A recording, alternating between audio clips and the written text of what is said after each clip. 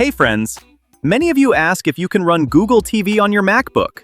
The good news is, it's simple and achievable, making you feel capable and in control of your tech setup.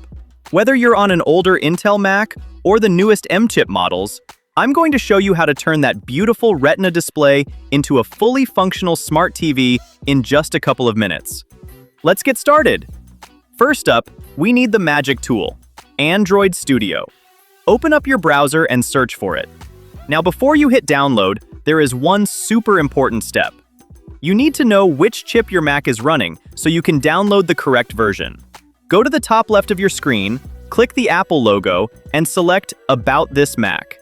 If it says Intel, download the standard version.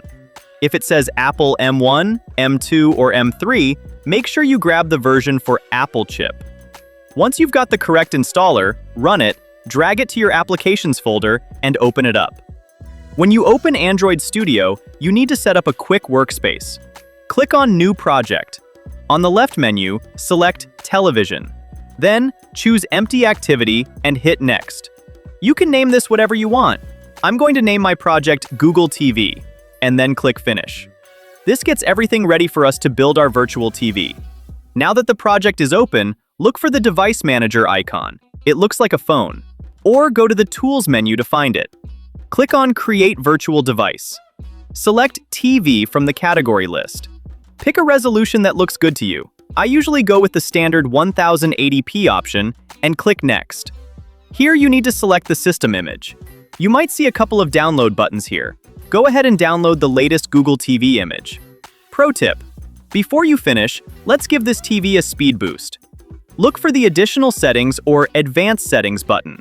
Scroll down to RAM and change it to 4 GB, 4096 megabytes. This makes the interface run super smooth. Click Finish.